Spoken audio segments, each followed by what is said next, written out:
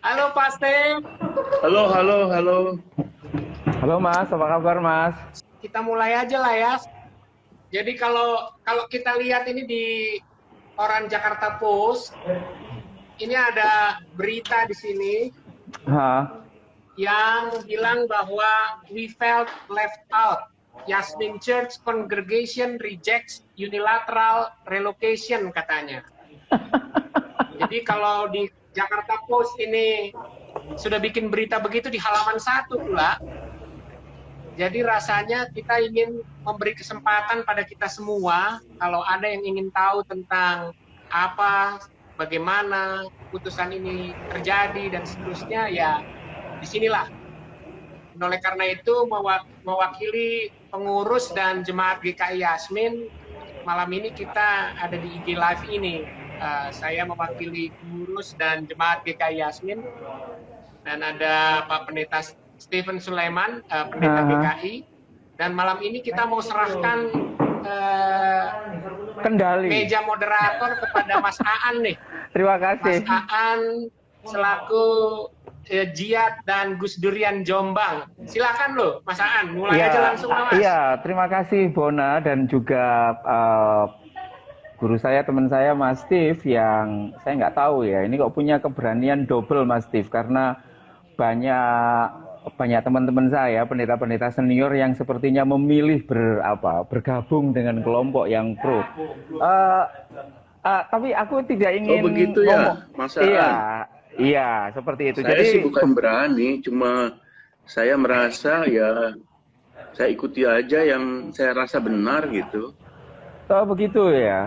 Itu Iya. menurutku menarik ini. Tapi Mas Steve, sebelum ke Mas Steve, aku sebenarnya kepingin mendengar Bona, bagaimana perasaanmu? Aku tahu kamu dan banyak orang, tapi wajahmu dan kiprahmu selama 15 tahun itu terus berjuang untuk meminta keadilan atas GKI Yasmin. Tetapi tiba-tiba kemudian terasa ada, dalam tanda petik, ada penelikungan. Aku tidak membaca ada namamu di tim 7. Maksudku begini, bisakah kamu cerita kepada kami sebenarnya apa yang kamu rasakan? Apakah kamu merasa feel betrayed, merasa dikhianati, merasa habis manis sepah dibuang seperti itu? Bagaimana perasaanmu? Sebelum kita ngomong Itu soal Bang yang Bona masuk putusan tim MK. 12, Mas. Oh gitu ya. Tapi 12 murid tim 7. Yesus. Bona silahkan. Aku ingin tahu perasaanmu Iya, seperti iya. apa. Perasaanmu seperti apa? Iya. Ya kalau aku sih memang ngerasa apa ya, sangat kecewa dan juga sangat, saya kira judul di Jakarta Post itu yang diucapkan oleh Pak Ngatari sebenarnya, perasaan Iya. semua yang hadir di sini. Pak Ngatari itu salah seorang jemaat kami, pengurus juga. Beliau pensiunan pegawai negeri, Iya. umur 66 tahun, dan saya kira yang beliau sampaikan itu pas banget di perasaan saya. Kami merasa ditinggalkan. Jadi ketika semua masih bersama-sama, yang kami pikir masih bersama-sama, karena katanya memang mau begitu, tapi ternyata ujuk-ujuk kok ya pindah relokasi hibah itu ya persis seperti yang Pak Ngatari bilang, kami merasa ditinggalkan dan kami nggak tahu ini keputusannya, kami nggak dilibatkan.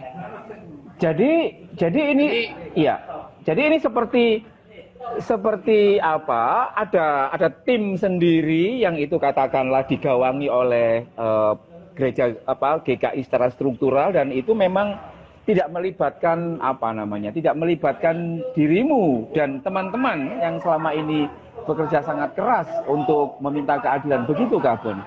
Atau sebenarnya kamu sudah diwakili oleh siapapun yang kamu tunjuk di tim 7 itu?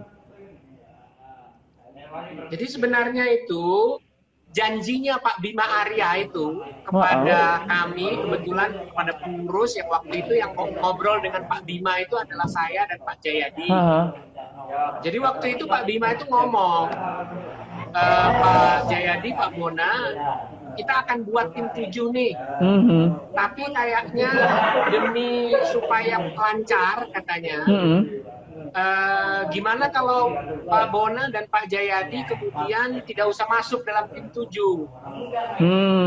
Nah, tapi kata Pak Bima waktu itu, dia berjanji bahwa kita akan terus berkomunikasi meskipun kami tidak secara formal ada di tim 7. Sehingga singkat cerita kami memutuskan di Sinode Jabar waktu itu, di GKI Sinwil Jabar waktu itu, kami menyorongkan beberapa nama. Salah satunya adalah Pak Thomas Wadudara, dan yang kemudian disetujui, akhirnya Pak Thomas Wadudara yang masuk. Tetapi pada kenyataannya, yang paling penting yang harus disampaikan di sini, ada 2 tanggal penting yang justru Pak Thomas yang merupakan perwakilan kami itu tidak dilibatkan. Jadi tanggal 27 Maret 2021 itu ada rapat dengan Pemkot di mana Pak Thomas itu ternyata lagi vaksinasi. Jadi vaksinasi COVID tidak ikut. Lah langsung di situ ternyata GKI langsung meminta supaya Pak Bima bikin surat aja langsung kepada GKI. Yang artinya apa? Artinya usulan hibah itu sudah langsung ditanggapi positif ketika orang Yasminnya yang harusnya direpresentasi oleh Pak Thomas nggak ada. Ini fatal buat kami. Pertemuan kedua adalah ketika mereka membahas di mana lokasi hibahnya. Lagi-lagi Pak Thomas tidak diikut sertakan. Dan sebelum 2 tanggal itu pun Pak Thomas sudah merasa tidak nyaman dengan tim 7 yang sebenarnya mau mengakomodir kami itu. Karena beliau dipaksa, ditekan untuk tidak menyebarkan apapun yang dibicarakan dengan wali kota. Siapa yang ini kan aneh. Siapa yang menekan? Bima atau dari anggota tim 7, dari ketua tim 7 yang waktu itu adalah MJ Pengadilan. Dia bilang, dia meminta kepada Pak Thomas agar Pak Thomas tidak menyebarkan berita-berita. Karena dicurigai Pak Thomas itu yang menyebarkan berita-berita tentang percakapan dengan Pak Wali Kota. Nah, pertanyaan kami, kalau Pak Thomas kemudian dihalangi berkoordinasi dengan kami pengurus Yasmin, itu apa artinya gitu loh? Iya. Kan dia disepakati untuk mewakili kami. Kami adalah korbannya. Nah, terus kemudian ketika Pak Thomas dilarang bicara kepada kami, ini mau apa maksudnya? Sampai Pak Thomas sendiri sudah bilang, saya mundur aja deh. Iya. Dia bilang begitu, saya mundur aja deh.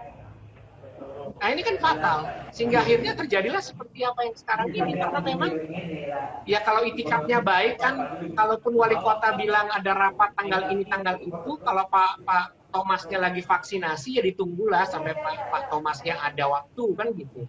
Kalau itikadnya baik loh ya. Iya. Nah, masa korbannya sendiri yang paling berkepentingan dan di tanggal-tanggal yang paling krusial malah ditinggal.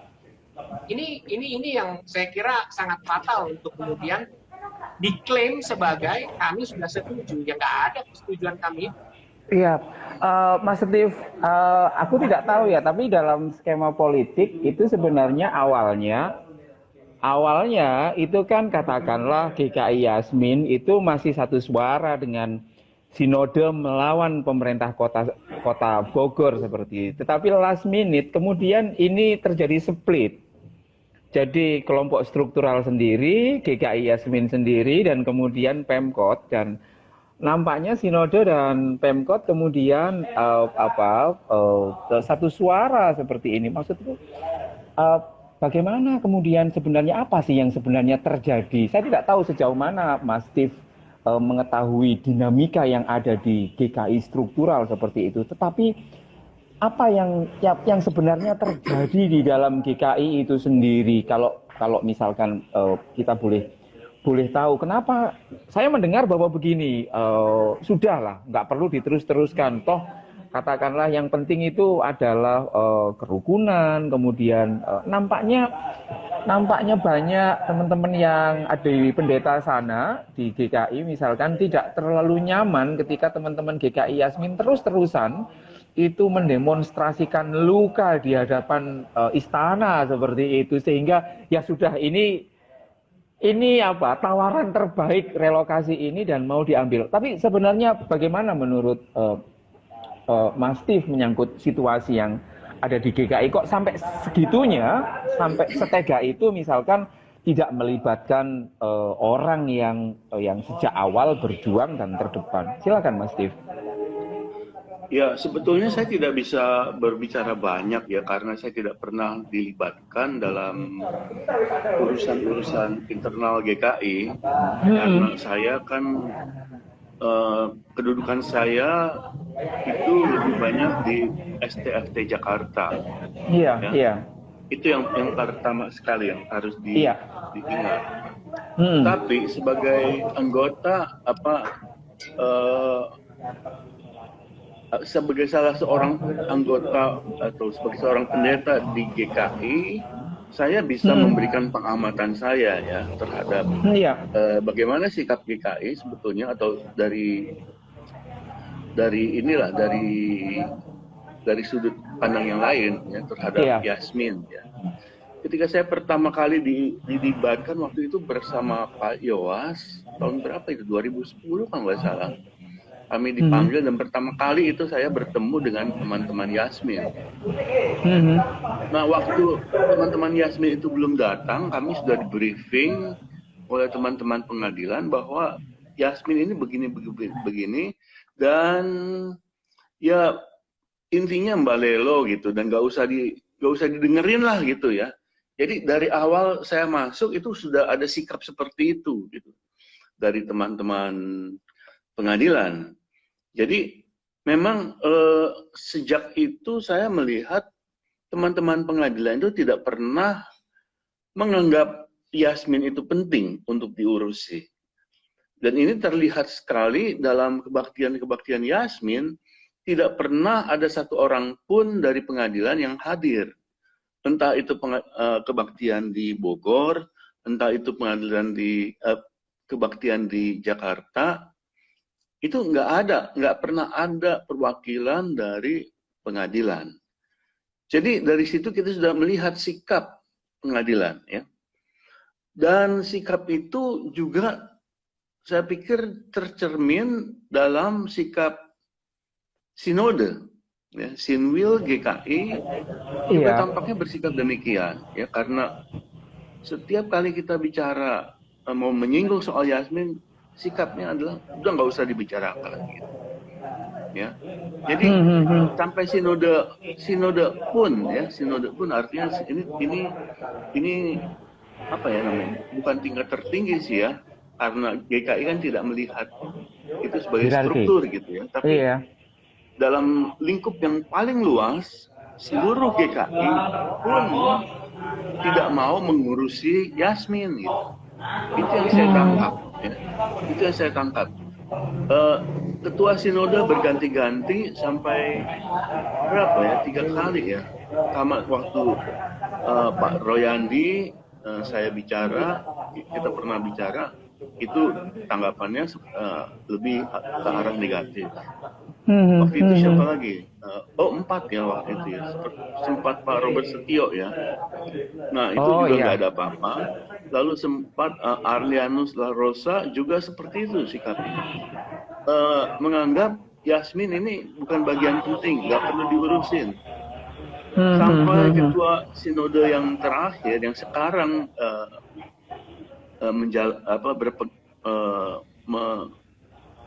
menjabat posisi itu, Pak Handri, juga sikapnya seperti itu gitu ya. Saya sempat melihat waktu itu ada acara kan, Yasmin bertemu dengan Komnas HAM ya waktu itu ya, Bang Bona ya, belum terlalu lama kan. Ya. Nah, saya katakan ke Pak Handri, wah ini sebaiknya nih ada yang hadir dari sinode. jangan cuma Tapi nggak hadir. Yasmin Tapi saja yang mereka nggak hadir. gitu ya. Tapi nggak hadir ya, Mas? Ya entah nggak diundang, entah bagaimana. Ya tapi kalaupun nggak diundang, mestinya kan mereka tetap komunikasi dengan Yasmin, gitu ya. Apa sih yang sedang terjadi? Bagaimana kami bisa terlibat? Bagaimana kami bisa hadir dalam pertemuan-pertemuan dengan pihak pemerintah? Eksternal. Apalagi apalagi dengan Komnas HAM misalnya. Ini kan kesempatan yang terlalu baik untuk dilewatkan begitu saja oleh sinode, ya. Sebab di situ sebetulnya sinode bisa berbicara, ya, menjelaskan posisinya bagaimana gitu. Nah, ini yang saya lihat. Nah, apa yang terjadi sekarang? Saya rasa saya merasa sangat galau karena di sini tampaknya GKI hanya memikirkan dirinya sendiri. Oh. GKI tidak memikirkan bahwa ini adalah sebuah isu nasional. Ini bukan soal sekadar Yasmin yang adalah bagian dari GKI, tapi kita menghadapi isu atau situasi yang jauh lebih luas, yaitu bagaimana pemerintah bersikap terhadap kelompok-kelompok minoritas yang selama ini sudah dianggap tidak penting oleh pemerintah, tidak perlu dianggap gitu ya. Akhirnya mereka tertindas semuanya. Kita lihat saja kelompok-kelompok minoritas yang lain, kelompok Ahmadiyah, kelompok Syiah, kelompok kepercayaan. Ya, memang ada satu kasus di Kuningan yang akhirnya berhasil. Kelompok kepercayaan di sana, Sunda Wiwitan, mereka berhasil mempertahankan tugu atau apapun yang direncanakan sebagai kubur untuk pimpinan mereka, Pangeran siapa? Sunda Wiwitan di Cigugur itu ya, di Kuningan. Mas, ya? Ya. Di Kuningan. Saya lupa nama beliau. Saya pernah berkali-kali ketemu beliau soalnya. Sudah sangat sepuh dan itu membutuhkan pemakaman. Tapi itu sempat diputuskan, dilarang oleh wali kota. Tapi mereka bisa memperjuangkannya dan berhasil. Nah, ini yang dilupakan oleh teman-teman saya di sinode, ya. Dan saya pikir ini salah satunya adalah bahwa mereka sangat buta, ya, terhadap situasi politik di negara kita. Cobalah belajar sosiologi, ilmu politik, ya. Ya kebetulan saya belajar itu, Mas. Mas, saya belajar 7 tahun di UI, Mas. Iya. Ya, saya belajar walaupun di komunikasi, tapi saya mendapatkan dasar-dasar ilmu politik, dasar-dasar ilmu sosiologi, dan itu semua kan kita bicara soal hak asasi manusia dan sebagainya. Dan malangnya kan cuma saya salah satunya yang saya satu-satunya pendeta GKI yang menempuh studi dari Departemen FISIP itu sepenuh-penuhnya gitu. Ada teman-teman saya yang ambil magister tapi ya cuma masuk untuk 2 tahun dan sebagainya, tapi itu enggak berarti mereka nggak mendapatkan ilmu dasar yang sangat dibutuhkan untuk memahami situasi politik di Indonesia. Oke, Mas Rif ditahan dulu. Mas Rif ditahan dulu. Terima kasih, iya, terima kasih. Nah, tapi jangan kemana-mana. Nanti saya akan nanya lagi. Enggak, saya banyak di sini terus kok, nggak kemana-mana. Mari kita terus temani GKI Yasmin yang kayaknya sudah mulai agak. Sekarang nulisnya bukan GKI Yasmin, Mas. Di rilis-rilisnya itu GKI Pengadilan yang berlokasi di Taman Yasmin. Jadi ada semacam itu saya nggak pernah lihat kejadian nyatanya, Mas. Saya nggak pernah lihat orang pengadilan di GKI Yasmin. Gitu ya. Kan, jadi sebenarnya jadi susah. Jadi sebenarnya kalau banyak orang-orang yang tidak dalam tanda petik tidak pernah terlibat dalam perjuangan ini terus tiba-tiba, wah ini adalah bagaimana bisa bicara? Ya. Itu bagaimana bisa bicara kami ditindas? Bukan GKI Yasmin pengadilan nggak merasa ditindas. Yasmin yang ditindas. Oke, itu Bona. itu harus kita harus luruskan korbannya Iya. siapa. Iya, Saya setuju Bona, dengan Bang Bona. Bona, menurutku begini ya. Eh, aku ingin tahu ini kan. Aku katakanlah mencoba merangkum apa yang bisa aku tangkap dari orang-orang yang pro hibah. Kan sudah enak nih, ya. Tanah yang di Taman Yasmin 31 itu masih tetap milik GKI. Ini loh, kemudian dikasih tanah 1.600 sekian, IMB-nya di ini. Ini kan sudah wali kota yang sangat ideal. Maksudku, banyak orang yang ingin mengatakan, Bona kamu ini bodoh. Kenapa sudah dapat seperti ini? Kok kamu masih tetap ngotot? Jangan-jangan kamu ini menjadi ular ini di dalam GKI itu sendiri. Apa yang salah dari hibah ini yang katakanlah diamini banyak orang, Bona, sehingga kamu dan banyak orang masih tetap ngotot? Apa yang salah, Bona, dari hibah ini? Yang pertama aku jawab dulu soal penamaan Iya, ya. Aku sih ngikutin aja. Ada dokumen yang sampai sekarang belum dicabut Gimana oleh itu? Majelis Sinode GKI. Jadi ada persidangan ke-18 Majelis Sinode Gereja Kristen Indonesia dibuat di Cipanas waktu itu. Nah, poin 3-nya di situ disebut, saya kutip aja bagiannya ya. Majelis Sinode juga akan tetap memperjuangkan putusan Mahkamah Agung terkait dengan pencabutan IMB GKI Taman Yasmin. Wow. Sebutannya gitu loh. GKI Taman Yasmin ya? Iya, jadinya persidangan ke-18 Majelis Sinode GKI nyebutnya itu akan memperjuangkan putusan Mahkamah Agung terkait dengan pencabutan IMB GKI Taman Yasmin. Jadi nggak ada kekikukan, nggak ada apa ya, dianggap sebagai dosa oleh para pendeta yang kumpul waktu itu untuk menyebut nama GKI Taman Yasmin gitu. Karena pada dasarnya memang ada. Jadi kalau misalnya sekarang ada yang alergi ya saya nggak tahu kenapa ya. Tapi bahkan persidangan ke-18 Majelis Sinode GKI sendiri tahun 2014 nyebutnya begitu. Itu satu tentang penyebutan. Terus kalau kembali kepada pertanyaan tadi, jadi hibah ini kenapa sih kan dikasih gitu ya? Tadi saya kira Pak Steve sudah menyebut ya bahwa jadi target kita itu jangan salah, bukan sekedar gedung. Jadi kalau sekedar gedung tempat ibadah, saya kira kita bisa untuk nyewa ruko-ruko gitu. Kan banyak tuh gereja-gereja juga nyewa ruko-ruko kan. Atau kita apapun lah, atau bahkan ekstrimnya balik lagi ke GKI Pengadilan pun bisa. Nanti dibuat aja berlantai 10 misalnya di GKI Jalan Pengadilan misalnya. Tetapi yang kita perjuangkan sejak awal dengan teman-teman lintas iman itu adalah karena kekhususan kasus ini, dia sudah punya putusan MA, Mas. Ini yang vital. Jadi kalau sebuah kasus yang sudah sampai putusan MA, juga rekomendasi wajib ombudsman, bisa disuruh relokasi atau hibah, mau jadi apa yang lain yang bahkan MB-nya pun belum ada gitu. Ini yang tadi disebut Pak Pendeta Stephen, nggak bisa. Ini soal bagaimana Pemkot negara patuh pada putusan lembaganya sendiri. Jadi ketika negara sudah membuat keputusan melalui MA dan Ombudsman, patuhilah supaya kemudian dicontoh sama yang lain, kan itu.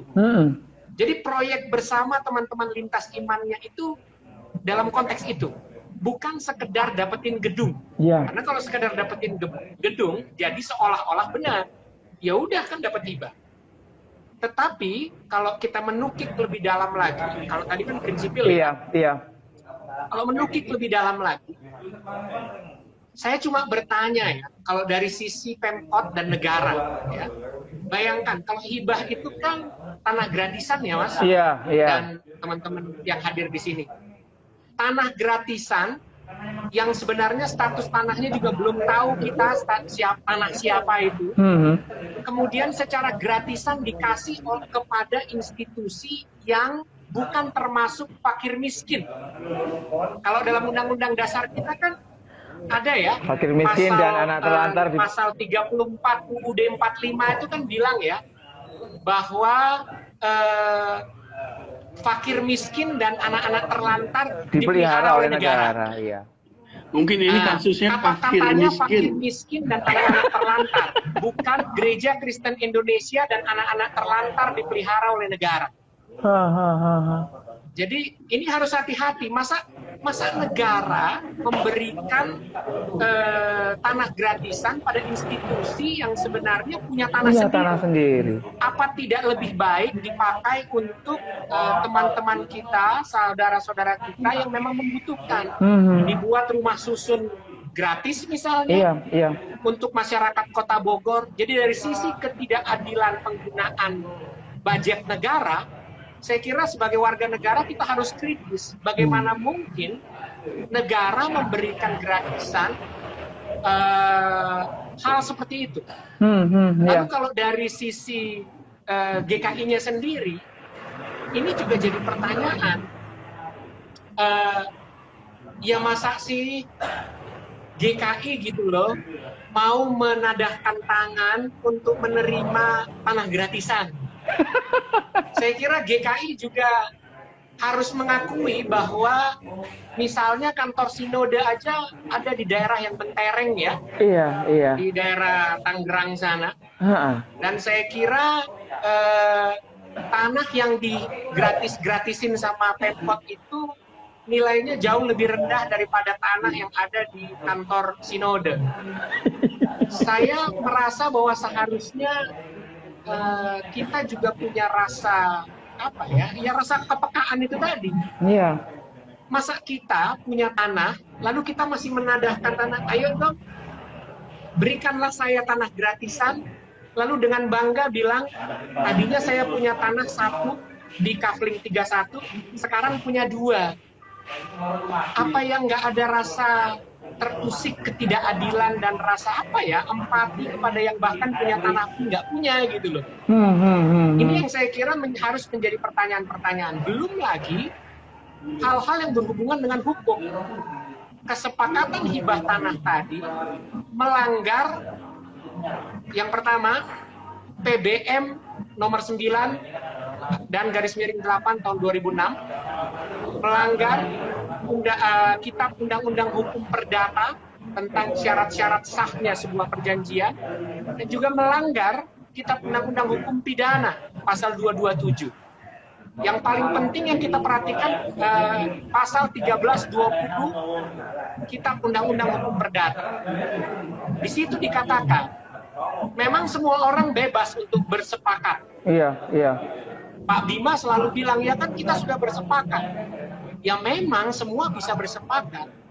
Saya dengan Mas Aan dan Pak Pendeta Stephen bisa saja bersepakat tentang apapun. Misalnya, oke, kita bersepakat jam 7:30 kita akan IG live, lalu kita tuliskan secara tertulis, nggak apa-apa.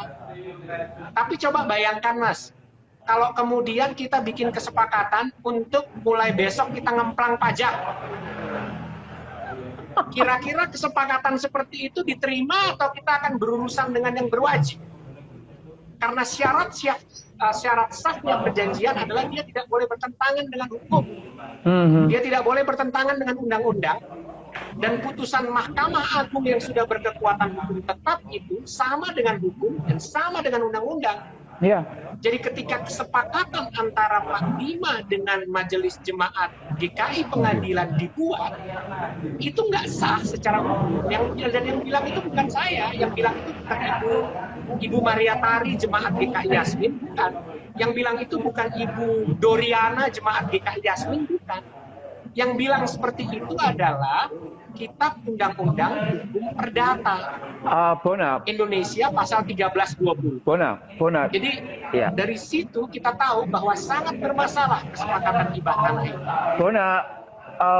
Kalau memang begitu banyak celah negatif yang berpotensi atas hibah ini, ya, seperti yang tadi kamu sampaikan, ini bisa dikatakan bahwa sebenarnya secara tidak sadar Majelis Jemaat GKI Pengadilan itu sedang digiring yang nantinya bisa sangat mudah untuk digugat. Dalam arti begini, kalau aku misalkan Islam ya, terus aku tidak terima dengan soal hibah itu, sebenarnya sangat mudah untuk bisa membatalkan itu dan GKI kembali kemudian secara institusi tidak memiliki tanah itu. Artinya dasarnya memang sangat rapuh begitu. Jadi bisa dikatakan sebenarnya penandatangan itu sedang masuk jebakan dalam tanda petik seperti yang tadi kamu sampaikan. Benarkah seperti itu? Ya, ya betul. Sebenarnya kami sudah berusaha dengan keras ya menghubungi pihak BPMS GKI bahkan sebelum kami jumpa pers di Komnas HAM dan kemudian kami jumpa pers yang kedua, kami berusaha menghubungi BPMS tetapi tidak terlayani, artinya tidak ditanggapi. Lalu tiba-tiba semua sudah jumpa pers. Nah itu yang saya kira juga sangat kami sesalkan. Jemaat Yasmin itu sangat menyesalkan. Kenapa? Uluran tangan kami untuk ayo dong kita bicara sebelum kita nanti tiba-tiba ada di persimpangan jalan di publik terjadi. Nah ini yang ternyata sayangnya tidak terjadi gitu. Tapi Mas Aan, punten, itu ada pertanyaan di situ. Siapa itu? Yang katanya silakan. Ini aku nggak ngerti. Ini ada siapa ini ya? Pers Hukum HAM, keputusan MA katanya tidak mencabut izin GKI melainkan membatalkan pembekuan. Ya, silakan. Oke, saya tanggapi ya. Memang benar, nggak ada juga yang bilang bahwa putusan MA itu soal pembatalan. Jadi gini, supaya paham semuanya. Ada dua peristiwa. Satu pembekuan yang kemudian dicabut oleh Mahkamah Agung. Oke? Itu dicabut oleh Mahkamah Agung. Kemudian Diani Budiarto ternyata pada 11 Maret 2011 mencabut permanen IMB GKI. Iya. Jadi dia pertama membekukan, yang kedua kemudian dia membatalkan permanen. Dan keputusan Wali Kota Diani Budiarto untuk mencabut permanen IMB gereja itu sudah dinyatakan perbuatan melawan hukum oleh siapa? Oleh Ombudsman Republik Indonesia. Kalau kita baca undang-undang tentang Ombudsman, kita akan tahu bahwa meskipun namanya rekomendasi, tapi rekomendasi Ombudsman itu bersifat wajib. Pejabat publiknya harus patuh. Jadi kalau kita merujuk pada putusan MA dan putusan atau rekomendasi wajib Ombudsman, maka jelas yang namanya IMB GKI itu sah adanya, baik itu terkait dengan pembekuan maupun terkait dengan pencabutan permanen. Ada dua lembaga negara yang sudah menyatakan bahwa apa yang dilakukan oleh Wali Kota Bogor itu melawan hukum, gitu loh. Artinya IMB-nya itu sah kemudian ya? Kita tidak memegang putusan MA dan Ombudsman, siapa lagi yang harus kita pegang? Menarik ini, menarik sekali ini. Mas Steve, kira-kira kalau misalkan Mas Steve bisa melihat perkembangan apa sih yang kira-kira yang bisa Mas Steve terawang, apa yang sebenarnya membebani Bima Arya untuk tidak mau melaksanakan itu? Kira-kira apa, Mas? Analisisnya saja, kira-kira seperti apa? Nanti Bona juga bisa menambahkan. Ini pertanyaan yang menarik ya, Mas Aan, sebab pemindahan lokasi gereja ya, yang terjadi kan pemindahan lokasi gereja, tanahnya tetap dimiliki GKI, jadi lokasi gereja dipindahkan ke suatu lokasi lain yang jaraknya sekitar 1 kilometer. Ini kan dasarnya karena lokasi itu bermasalah ya, menurut pemerintah, menurut Pak Wali Kota, bermasalah dan juga ada ancaman-ancaman dari kelompok-kelompok ekstremis, ya, garis keras. Ya. Lalu dipindah ke lokasi lain yang jaraknya 1 kilometer. Nah, sekarang pertanyaan saya, apa bedanya ya lokasi yang pertama dengan lokasi yang kedua kalau jaraknya cuma 1 kilometer? ya. Itu kan nggak masuk akal. Gitu. Kalau dianggap bermasalah mengganggu masyarakat, ya di jalan yang sama itu akan mengganggu masyarakat juga dong. Ya. Bahwa nanti akan ada banyak mobil yang bisa berlalu lintas di sana, ya sama gitu. Jadi saya menduga ada masalah lain di balik itu. Ya, saya curiga Bima Arya ini sedang mempersiapkan diri untuk maju ke Jabar 1 gitu ya. Ini kan mau pemilu nih kan, pemilu. Ini Ridwan Kamil mungkin masih bertahan atau masih mau maju lagi, kita nggak tahu. Tapi Bima Arya merencanakan untuk maju dan bisa duduk di Jabar 1 itu gitu paling nggak gitu. Dan untuk bisa duduk di Jabar 1 itu kan dia mesti memuaskan kelompok-kelompok garis keras yang selama ini mendukung dia. Ya. Tapi jangan lupa, ini kelompok garis keras belakangan ini justru lagi menyerang dia karena kasusnya HRS di Pengadilan Jakarta kan. Nah, apakah dia akan tetap didukung oleh kelompok-kelompok ini? Ya belum tentu jelas ya, belum tentu. Gitu. Ya. Tapi yang jelas mungkin akan didukung oleh Sinwil Jabar ya.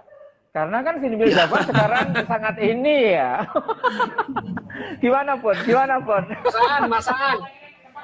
Mas Aan. Silakan. Ini ada pertanyaan juga dari Lecord Busy. Lecord Busy. Yeah. Di sini ada selamat malam, saya membaca di surat keputusan MJ GKI Pengadilan bahwa sejak 2013 kegiatan GKI Bapos telah dialihkan ke Gereja Pusat. Bagaimana tanggapannya? Oke, silakan. Nah, saya ingin kembali pada tadi dokumen yang saya bacakan. Persidangan ke-18 Majelis Sinode Gereja Kristen Indonesia 3-5 Desember 2014. Itu ada pesan persidangan Majelis Sinode. Saya bacakan lagi ya. Iya. Majelis Sinode menegaskan bahwa GKI Pengadilan Bogor Bapos Taman Yasmin, itu kami, adalah bagian dari GKI yang tidak pernah kami tutup atau kami bubarkan. Wow.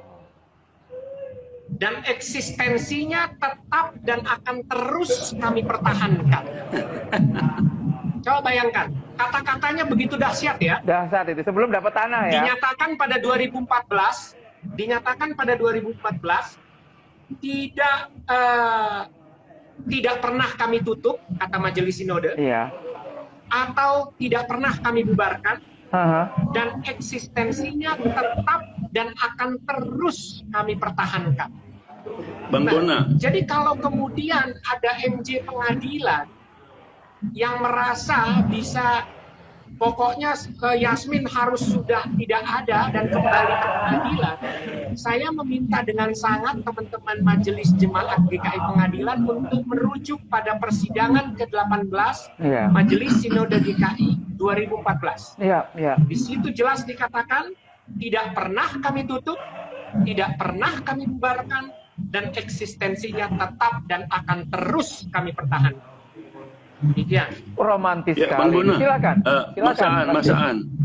Ya. Ini saya terkagum-kagum ya dengan keputusan sidang sinode itu ya di Cipayung itu ya. Karena ini mengingatkan saya akan kata-kata salah seorang dosen senior di STT Jakarta yang sudah pulang ya. Beliau itu seorang dosen dari Belanda dan itu zaman kakak saya studi itu dia masih ada. Tapi saat saya sudah kembali dan mengajar di STT Jakarta, dia sudah pulang, sudah tidak lagi mengajar di STT Jakarta. Tapi dosen itu berkata demikian pada salah satu mahasiswanya. Ketika dia ditanyai, lalu mahasiswa itu berusaha menjawab sehebat mungkin, tetapi ternyata jawaban yang keluar itu sangat mengecewakan. Jadi si dosen ini, saya sebutkan namanya saja, Thomas van den N, dia bilang, Anda itu berusaha keras seperti gunung yang mau meletus untuk menjawab pertanyaan saya. Tetapi yang keluar itu ternyata hanya seekor tikus kecil. Dan itulah yang saya rasakan dengan keputusan sinode ini, gitu ya. Gagah berani di 2014, kok di 2021 tikus kecil yang keluar. Itu memalukan GKI. Kan GKI ini bukan gereja kaleng-kaleng kan?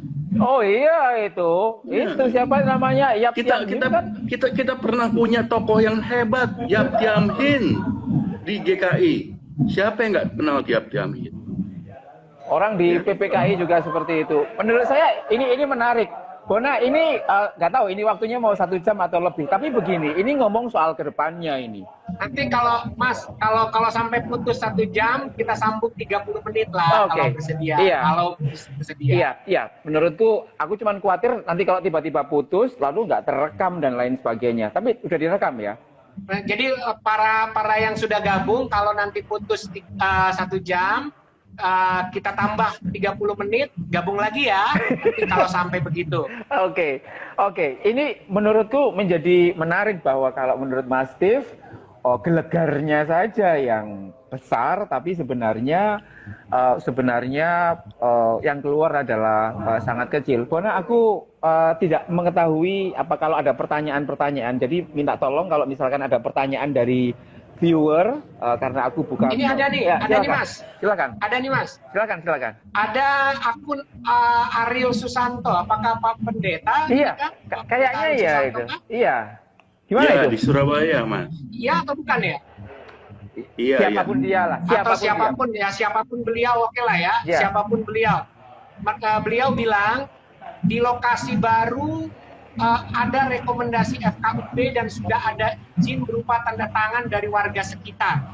Iya. Nah, ini hati-hati Bapak Ibu. Kadang-kadang kita itu mengatakan sesuatu dengan bangga, merasa bahwa itu benar, tetapi sebenarnya salah fatal. Apa itu? Jadi, kalau dalam pengurusan IMB rumah ibadah, yang namanya tanda tangan itu dikumpulkan, dipercakapkan dengan warga sekitar, itu setelah status tanahnya jelas dulu. Status tanahnya jelas dulu. Iya. Di mana, dan kemudian tanah siapa, dan seterusnya. Nah, pertanyaan saya, yang harusnya kita kritisi sebagai warga negara dan juga warga jemaat GKI, kalau Pak Ariel adalah warga jemaat GKI, harusnya kita kritis. Akta hibah tanah itu baru disampaikan 13 Juni 2021. Oke. Lalu Bapak katakan sudah ada rekomendasi FKUB dan sudah ada tanda tangan warga. Saya mau tanya, lalu atas tanah yang mana rekomendasi FKUB dan tanda tangan itu dikeluarkan? Akta hibah tanahnya sendiri baru 13 Juni loh. Ya. Aktanya 13 Juni. Lalu ada yang bilang dengan bangga bahwa bahkan sebelum 13 Juni sudah ada rekomendasi FKUB dan sudah ada tanda tangan warga. Pertanyaannya adalah, tanah siapa itu? Untuk tanah yang mana? Mungkin ini kerja keras. Jadi ya. hati-hati, secara hukum iya. itu harus hati-hati. Iya. Artinya yang ingin kamu katakan, Bona, bahwa kalau kita tidak hati-hati, maka akan ada ruang tembak bagi siapapun ke depannya untuk bisa men-challenge ini di wilayah hukum dan pasti kalah karena realitasnya seperti itu. Begitu kah? Ya iyalah. Bayangkanlah, hibah tanahnya baru 13 Juni, lalu kita dengan bangga bilang, kami sudah punya loh rekomendasi FKUB dan tanda tangan warga bahkan sebelum 13 Juni. Hati-hati Bapak Ibu, ini justru salah. Uang objek tanahnya sendiri belum jelas, karena baru terjadi 13 Juni, lalu kita bisa dengan bangga bilang, sudah ada rekomendasi dan tanda tangan warga. Aduh. Ini fatal. Dan saya lagi membayangkan ya, Mas Aan, mungkin ada banyak gereja di Bogor yang juga bermasalah. Iya. Bisa mengajukan juga ke wali kota. Kami juga mau minta tanah dong, gitu. Harusnya kayak gitu ya. Harusnya kayak gitu juga. Iya. Mohon kebijakan Pak Wali Kota supaya kami juga bisa dapat tanah sama seperti Yasmin gitu kan. Oh, lalu wali kotanya bilang begini, ya kamu demo dulu depan istana 15 tahun, begitu ya? Nah, Bisa. itu dia. Kadang-kadang aku mikir begini Mas, kemarin itu ada pendeta senior, ya senior lah, kayak emeritus gitu, ngomong, dia pro hibah ya, pro hibah mengatakan, kamu nggak tahu ya, bahwa bahkan ada beberapa GKI, dia menyebut GKI di Malang waktu itu, GKI di Malang, GKI Blembing, sudah kabarnya sudah punya IMB dan di pengadilan, terus kemudian ada GKI Gayung Sari, itu juga nggak bisa digunakan. Untuk apa? Karena itu mengecewakan. Jadi untuk apa kemudian itu digunakan kalau itu mengecewakan warga? Nah yang menarik adalah begini, kenapa ya Bogor yang kita kenal kota intoleran tiba-tiba bersikap baik sekali terhadap GKI Yasmin dan mau kayak gitu? Dan katanya Bogor kan didirikan oleh para wali, oleh wali dan para lain tokoh sebagainya. agama. Itu lupa. Itu apa? Buitenzorg itu didirikan oleh orang Belanda. Oh iya itu. Nyai Ontosoro dan lain sebagainya. Iya.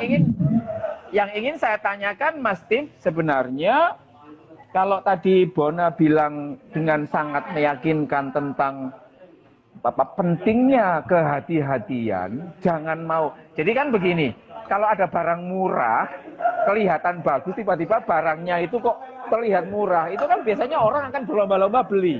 Tapi bagi yang ngerti kan, jangan dulu ini, kok dijual murah dan lain sebagainya. Maksudku begini, itu ada udang di balik batu ini Bang. Teman-teman GKI itu kan pinter-pinter ya Mas. Maksudku begini loh ya, saya punya banyak teman GKI dan pinter-pinter. Otaknya itu cerdas dan maksudnya begini, kenapa nggak pernah mikir seperti Bona? Kenapa kok kemudian langsung oke, thank you Pak Wali Kota? Tidak mikir secara logika bahwa ke depan itu kalau ada orang yang nggak suka dengan kesepakatan hibah ini akan dengan mudah dibawa ke pengadilan dan pasti kalah karena tidak cangli Mas, tidak masuk akal. Maksudnya gini, apa sih yang ada di dalam pikirannya teman-teman para petinggi kok tidak sampai masuk logikanya yang tadi Bona sampaikan itu. Harusnya orang sinode yang jawab ya, tapi saya juga kadang-kadang aneh gitu. Mereka nggak punya latar belakang hukum, Mas. Mereka nggak ngerti hukum. Mungkin buku KUHP pun mereka belum pernah lihat. KUHP, Perdata, mereka belum pernah lihat itu. Waktu saya kuliah di UI, kami disuruh beli itu buku-buku itu. Supaya paham ya Mas ya. Supaya baca dan paham. Ini menarik sekali. Oke, Bona, apakah ada pertanyaan lain karena aku tidak bisa melihat chatting seperti itu? Kembali dari Le Court Dizzy, bila melihat keputusan sinode di tahun 2014 tadi yang disebutkan, namun melihat kembali ke pesan pastoral yang baru saja terbit, apakah seolah-olah BPMS membungkam kasus ini katanya? Ya memang demikian, nggak bisa dihindari ada kesan itu, karena apa? Jadi kalau kita baca pesan pastoralnya, itu sudah menunjukkan bahwa kami itu disingkirkan. Saya baca ya, paragraf 2 dari pesan pastoralnya. Seperti kita ketahui bahwa setelah melalui dialog dan pergumulan yang sangat panjang dan melelahkan, pemerintah Kota Bogor dan tim 7 sebagai tim yang dibentuk oleh BPMS GKI dengan melibatkan unsur GKI Pengadilan, BPMK GKI Klasis Jakarta Selatan, BPMSW GKI SW Jabar, dan BPMS GKI tiba pada kesepakatan yang sangat penting. Pertanyaan kami dari Jemaat Yasmin, ini bukan hanya pertanyaan Bona Sigalinggi, tapi pertanyaan Ibu Maria Tari, ini pertanyaan Ibu Bidan Doriana, ini pertanyaan Bapak Ngatari, pensiunan pegawai negeri yang juga warga Jemaat GKI Yasmin. Mereka bertanya, kami di mana dalam kesepakatan itu? Yang disebut oleh pesan pastoral tadi, sekali lagi saya ulang ya, melibatkan unsur GKI Pengadilan Bogor, BPMK GKI Prasis Jakarta Selatan, BPMSW Jawa Barat, dan BPMS GKI. Sekali lagi, saya ingin meneruskan pertanyaan Ibu Mariatari, Ibu Bidan Doriana, Bapak Ngatari, Bapak Sumantoro, dan banyak lagi jemaat GKI Yasmin yang bertanya, di mana kami dalam pesan pastoral ini? Jelas di dalam paragraf 2-nya, kami tidak ada. Dan ini aneh, Mas. Aneh. Kami korbannya, lalu nama kami nggak ada, nama Bu Mariatari nggak ada, nama Ibu Bidan Doriana nggak ada. Terus bagaimana bisa pihak-pihak tersebut bersepakat tanpa melibatkan kami? Kalau lagi-lagi hukum ya, lagi-lagi hukum, atau kita pandang secara hukum. Ngurus KTP atau ngurus ke bank, Mas, kalau nggak bisa langsung, pasti pas dibilangin kan, surat kuasanya ya, Mas? Iya. Iya enggak? Iya. Nggak bisa kan tiba-tiba tetangga Mas Aan hanya karena berniat baik lalu datang ke bank ngurusin uangnya Mas Aan. Orang bank nggak akan terima surat kuasa Anda mana. Nah kalau nggak ada surat kuasanya Anda siapa? Akan ditanya begitu kan. Karena apa? Karena yang ngurus itu uang Mas Aan. Masa orang lain yang tiba-tiba datang? Lalu kemudian dalam prinsip isu hak asasi manusia demikian juga. Suara korban itu menjadi yang terpenting. Jadi ketika suara korban justru tidak ada di dalam proses itu, maka menjadi pertanyaan besar. Lalu ini kesepakatan siapa? Antara siapa? Gitu. Dan ini yang harus seharusnya menjadi kekritisan kita mempertanyakan seperti apa kesepakatan itu. Jadi Bona, menurutmu nama-nama yang disebut, struktur-struktur yang di situ itu sebenarnya tidak merepresentasi korban atau bahkan bukan korban itu sendiri. Kira-kira yang ingin kamu sampaikan seperti sama sekali bukan kami lah. Sama sekali bukan kami, itu mungkin struktur GKI. Iya. Tetapi bukan kami. Lah yang mohon maaf ya, tadi Pak Stephen juga sudah bertanya. Mohon maaf, siapakah yang selama bertahun-tahun ada di seberang istana dan kami berpanas-panasan di seberang istana, berhujan-hujanan di seberang istana, mendapatkan pelayanan perjamuan kudus dari para pendeta di seberang istana? Apakah GKI Pengadilan Bogor? Apakah BPMS GKI? Kan tidak. Siapakah dulu ketika periode 2011-2012 harus berhadapan dengan orang-orang ini? Iya. Siapa? Saya mau tanya. Dari antara yang disebut di dalam di dalam surat pastoral di dalam surat pastoralnya itu, iya.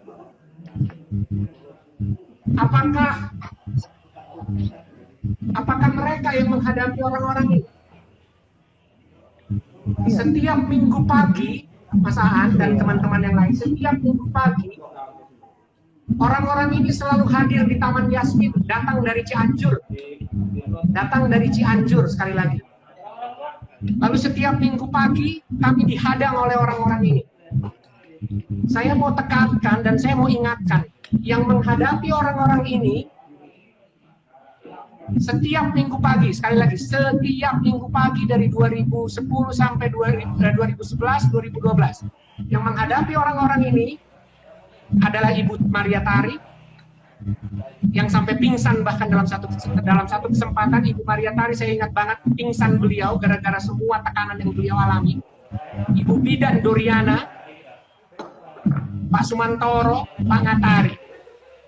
Bukan BPMS, bukan BPMSW, bukan GKI Pengadilan. Jadi kalau mau mengatur dan mau membicarakan dengan itikat baik, ajaklah Ibu Mariatari, ajaklah Ibu Dorian, walaupun dia bidan, ajaklah beliau. Dan kalau kami dikatakan bisa direpresentasi oleh satu orang, maka satu orang dari kami itu perlakukanlah dengan benar. Jangan hanya namanya saja dicantumkan dalam tim 7, tapi kemudian tidak diikutsertakan dalam perundingan-perundingan maha penting tentang kita.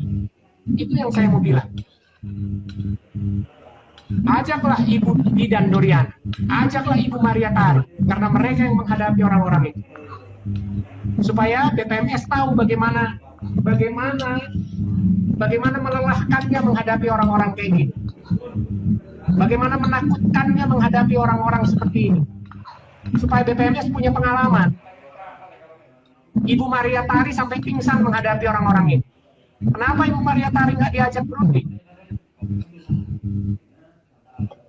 Ini menurutku itu tajam sekali, maksud saya bahwa seperti yang pernah aku singgung ya Bona, bahwa sebenarnya ada semacam perampasan, dalam tanda petik perampasan hak orang yang harusnya didengar tapi harusnya dilibatkan, tapi sebenarnya tidak cukup dilibatkan seperti itu. Bona kalau boleh mengupdate, apakah teman-teman yang tadi kamu sebutkan tadi itu bagaimana ketika mereka mendengar berita tentang hibah ini? Apa pernah diskusi dengan mereka juga nggak seperti itu, Bona? Ya, sekali lagi teman-teman yang nanti mungkin kalau sampai putus 1 jam, ya, kalau masih bersedia, nanti kita masuk lagi ya, tambahan 30 menit, siapa tahu putus 1 jam, siapa tahu. Kembali ke pertanyaan, saya ngobrol dengan mereka ya, beliau-beliau itu, bahkan Ibu Maria Tari saya nggak bisa tunjukkan WA beliau ya, karena dipakai untuk ber-IG live di sini. Ibu Maria Tari bahkan mem-forward pesan pastoral yang tadi saya bacakan. Lalu beliau bertanya dengan nada cemas kepada saya, Bang Bona, apakah sudah pernah ada keputusan lain yang dibuat oleh Majelis Sinode GKI yang mengubah apa yang dipesankan di tahun 2014. Saya menangkap kecemasan dalam pertanyaan Ibu Maria Tari. Dan itu didorong oleh karena beliau sangat syok dan sangat kaget dan sangat kecewa karena apa yang beliau teruskan selama ini dipotong begitu saja oleh mereka dengan pendekatan struktural. Karena hanya merasa bahwa mereka lah yang punya hak struktural. Saya mau katakan, saya mau ingatkan, kami mau ingatkan, dalam hal kayak gini, nggak bisa Anda mendekati dengan struktural. Kalau ada persoalan dengan petani kendeng, tanyalah petani kendengnya, tanyalah orang-orang kendengnya, bukan orang-orang yang jadi perantara, orang-orang kendeng gitu loh. Begitu juga dengan ini. Iya. Jadi harus langsung siapa korbannya.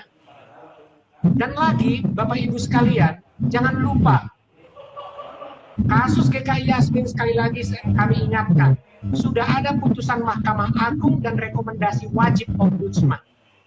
Jadi siapapun bisa mempersoalkan ini. Kita di sini malam ini berbincang cukup detail tentang internal GKI, tapi saya mau ingatkan satu hal. Yang harus kita kritisi secara tajam adalah negara. Iya. Karena apa?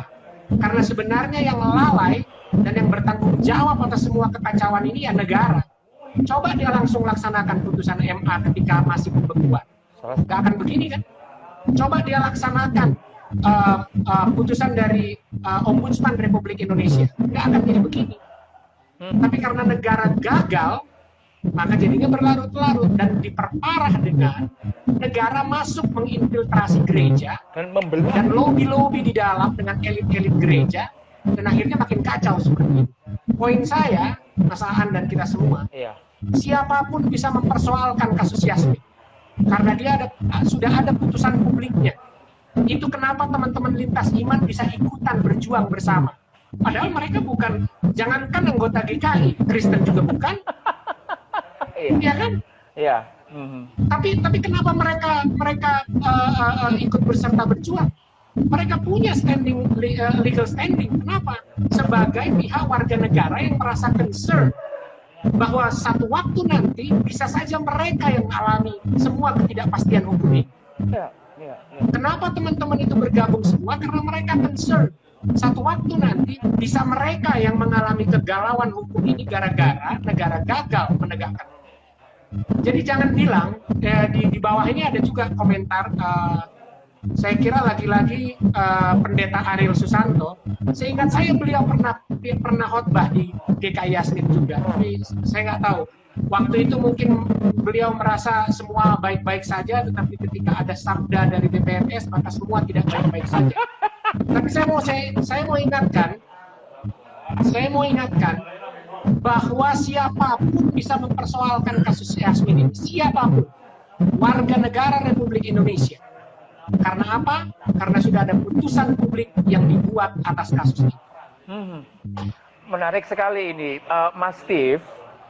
Banyak orang-orang yang, ya katakanlah yang pro hibah, itu sangat dalam tanda petik terganggu dengan sikapnya Bona yang bisa dianggap sebagai pemicu keretakan di internal GKI. Maksud saya begini, mana yang harus kita pegang? Kita berpegang untuk apa? Pada taat konstitusi itu yang kita berderap tidak satu suara, ataukah ya sudah kita harus menerima seperti ini? Ya begini, Mas Aan ya, saya berpikir begini, kita harus sadar. Pak Steve, Ya. sekali lagi ya teman-teman, kalau nanti putus 1 jam, kalau masih mau ngobrol, kita masuk lagi ke IG-nya GKI Yasmin, terus kita tambah setengah jam lagi. Silakan Pak Steve. Baik, Bang. Jadi begini, walaupun ini keputusan sinode, saya harus katakan bahwa yang namanya gereja, yang namanya sinode itu masih bisa berbuat salah. Ya, itu bukan kata akhir. Mungkin sinode katakan ini kata akhir, tapi menurut saya tidak. Karena sebagai manusia kita semua bisa berbuat salah dan sinode pun bisa berbuat salah. Kita tahu misalnya Vatikan pun yang begitu hebat bisa berbuat salah ketika menghukum Galileo Galilei. Iya. Baru sekitar 600 tahun, 700 tahun kemudian mungkin keputusan itu dibatalkan, ya, dan Vatikan mengakui kami salah. Ya. Nah, apalagi yang namanya Sinode GKI. Ya. Ini kita umurnya kan, GKI itu kan berapa sih umurnya? Baru berapa? 60 tahun ya. Dibandingkan dengan Vatikan yang bisa mengklaim umurnya itu 2000 tahun 21. Nah, 2021 ya, atau 2000 berapa? 2000 mungkin 18 atau berapa ya, sejak Vatikan berdiri, gereja berdiri tahun 30-an. Ya. Jadi kita yang punya sejarah jauh lebih pendek daripada Vatikan harus mengakui bahwa kita juga harus sangat berhati-hati supaya tidak jatuh dalam kesalahan-kesalahan yang sama. Kita harus jauh lebih bijaksana begitu dalam mengambil keputusan kita. Begitu, Mas Aan. Oh, begitu ya. Ini jadi tapi sebenarnya kan kita nggak harus menunggu sampai 600 tahun baru menyesali karena betul. Iya, minggu depan pun boleh mengeluarkan surat pembatalan gitu kan. Jadi, boleh aja, nggak ada yang melarang. Jadi ini sebenarnya yang kita omongkan. Sinode mengakui kami salah dalam keputusan kami. Gitu. Wah, nanti dan kami kembalikan tanah yang dihibahkan oleh wali kota. Itu pasti akan jadi headline di Kompas itu sendiri. Memungkinkan nggak Bona tiba-tiba setelah sinode mendengar percakapan ini dan mendengar argumentasi hukum, kalau misalkan sebagai implikasi bahwa ke depan kalau tanah hibah itu diambil, betapa ringkihnya bangunan konstruksi hukum itu untuk tidak di-challenge itu. Memungkinkan atau tidak sinode tiba-tiba menganulirnya seperti itu? Atau karena sudah cenderung malu? Saya mungkin ya. Silakan. Ya, kalau saya kan yang cuma jemaat, ya bayangkanlah Pak Pendeta Stephen aja yang pendeta kagak tahu, apalagi saya yang jemaat rakyat jelata gitu kan. Tetapi sebenarnya ya secara logika aja bisa, walaupun secara apa ya nalar saya gitu ya, prediksi-prediksi realistis saya bahkan sebenarnya takut bahwa BPMS bahkan majelis sinode itu akan mengkoreksi pesannya sendiri yang 2014 itu. Gitu ya. Kan ada pesan majelis sinode Iya, yang gagah tadi itu loh. Wah, Jangan-jangan lebih- nih, tapi mudah-mudahan saya nggak mau suzon kata kawan-kawan itu lebih memalukan Bang Bona. Jangan-jangan kemudian jangan-jangan pesannya direvisi kemudian nanti gitu. Itu semakin Dan menurunkan derajat GKI di mata warga gerejanya gitu. Ya mudah-mudahan sih Pak Stephen ya, mudah-mudahan nggak begitu. Tapi itu yang saya rasakan. Saya merasa ada kekhawatiran itu karena pesan pastoral ini kan ini majelis sinode ya, kemudian ada BPMS. Saya koreksi saya kalau saya keliru ya Pak Pendeta Stephen, mungkin semacam kalau majelis sinode itu semacam apa ya? Yang lebih luas lagi dan BPMS itu eksekutif board-nya kira-kira begitu kan ya. Iya. Dan dia harus berjalan di dalam roda yang majelis sinode ini. Karena BPMS itu kan badan pekerja majelis sinode. Yang melaksanakan Sehingga- keputusan-keputusan sinode. Iya. Nah, itu yang dikatakan Pak Pendeta Stephen. Jadi seharusnya dia nggak boleh bertentangan dengan pesan majelis sinode yang sampai sekarang belum pernah diubah. Jadi bayangkan ada sebuah badan pekerja melakukan sesuatu yang bertentangan dengan Keputusan. apa yang dipesankan oleh majelis sinodenya. Ini sebenarnya mempertontonkan ketidakpatuhan di dalam internal GKI sendiri sebenarnya kalau mau jujur ya. Wah, itu bisa Bagaimana sebuah badan pekerja tiba-tiba melawan pesan dari majelis sinodenya. Ini gawat ini kalau menurut saya ya. Iya, jadi presiden misalkan ternyata melakukan sesuatu di luar GBHN. Kalau misalkan GBHN itu masih ada ya. Kira-kira begitu. Dan Pak Ariel Susanto nih kayaknya beliau masih sangat dalam mood untuk membela semua yang hibah. Pak Ariel Susanto bilang bahwa Pak Sumantoro, Ibu Maria Tari itu jemaat GKI Pengadilan. Pak Pendeta, saya juga tahu. Saya juga administrasinya yang masih di GKI Pengadilan, Pak. Masih. Jadi saya juga paham itu. Tetapi persoalannya sekarang adalah kita sedang memperjuangkan putusan Mahkamah Agungnya, Pak. Bedakan itu ya. Bedakan itu. Putusan Mahkamah Agung yang jadi kalau misalnya di produk-produk itu Pak Pendeta Ariel, Iya. kadang-kadang ada tulisan syarat dan ketentuan berlaku. Saya mau ingatkan, putusan Mahkamah Agung dan rekomendasi wajib ombudsman itu tidak ada syarat dan ketentuannya. Nggak ada tulisannya di pojok itu syarat dan ketentuan hanya bisa dilakukan kalau GKI-nya kompak atau hanya bisa dilakukan kalau GKI pengadilannya mau. Nggak ada tulisan itu.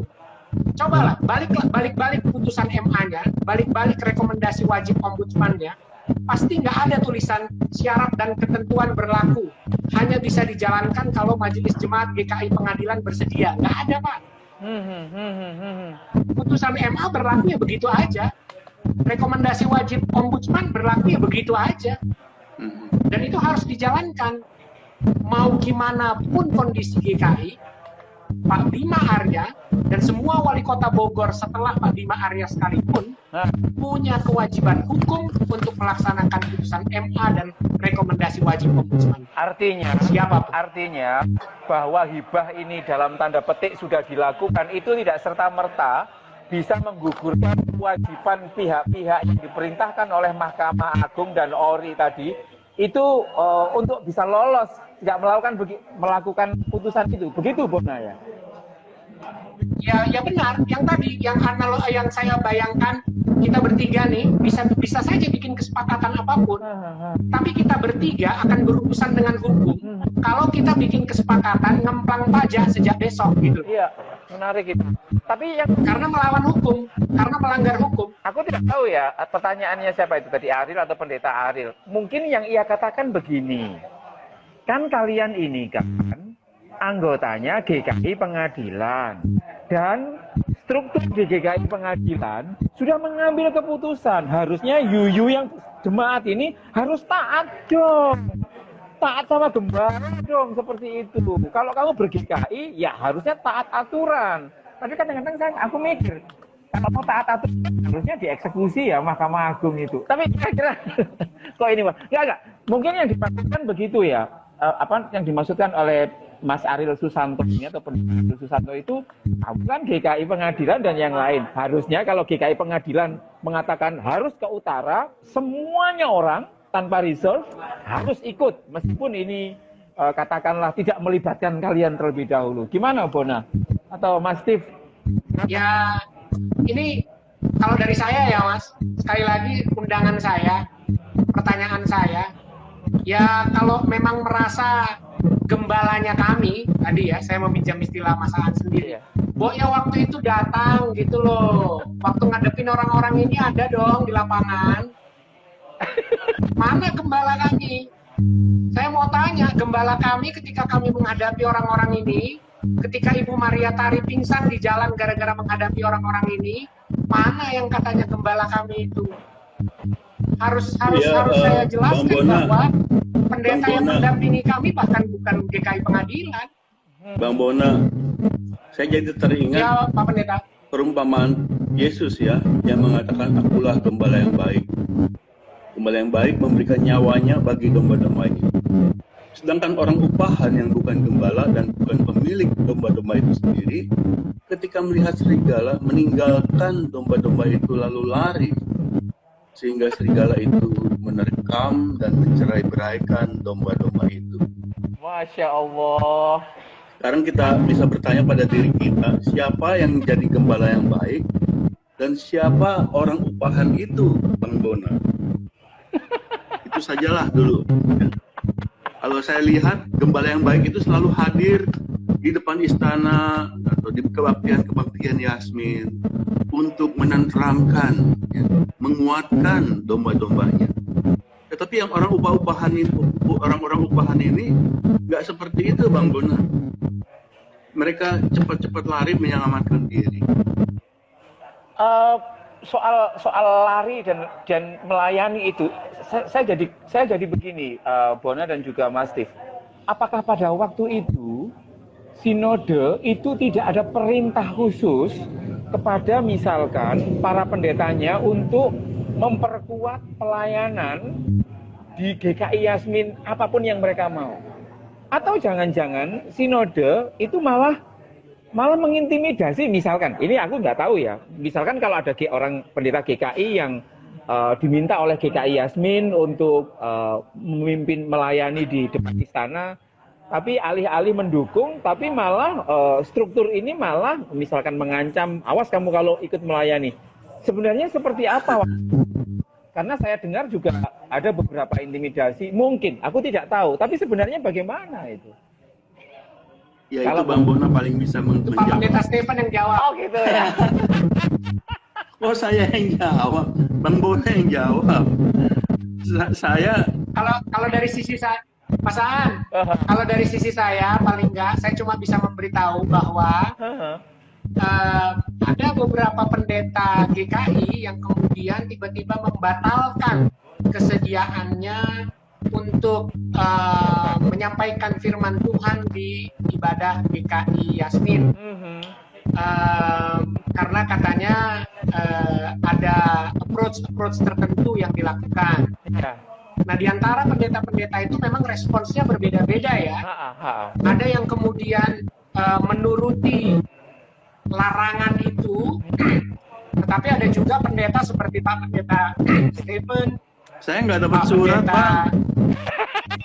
Iya, Pak Pendeta Samuel Adi yang di Bandung, yang bahkan ditelepon oleh petinggi BPMS waktu itu ketika beliau lagi di kereta menuju perjalanan ke seberang istana. Tapi ya Pak Pendeta Stephen tetap jalan dan tetap melayani kami di seberang istana. Jadi memang kami bisa mengkonfirmasi itu. Di sini ada Mbak Renata, ada akunnya di sini Renata kalau saya nggak keliru.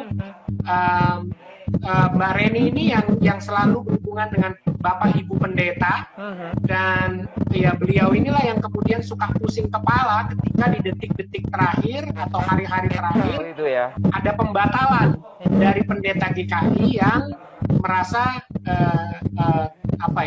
mendapatkan pendekatan tertentu dari struktural agar tidak melayani di Yasmin. Dan itu cukup sering. Itu yang terjadi. Itu cukup sering atau sangat jarang begitu ya? Sangat jarang kayak. Kalau GKI cukup sering. Oh, GKI cukup sering. Mbak Reni mungkin bisa menuliskan sesuatu di komen ini Mbak Reni, supaya Mbak Reni bisa menambahkan, mengkonfirmasi apa yang terjadi.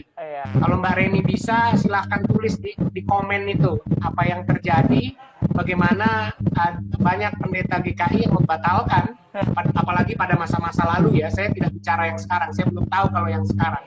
Tapi yang lalu-lalu itu terjadi. Ya Pak Pendeta Stephen aja yang tetap mau setia mendampingi kami. Mungkin Pendeta Samuel Sinode GKI pendeta hilang nomor HP saya, atau Ibu Bang. Pendeta Tabita misalnya. Tapi Mas Steve nggak pernah ini ya, nggak pernah. Saya tahu Mas Steve kan, aku tahu Mas Steve ini sangat senior ya. Tidak hanya senior, tapi darahnya juga sangat biru. Orang segan lah kalau. Enggak, darah saya merah kok, Pak. Mas. Tiap minggu saya cek di klinik merah, masih merah.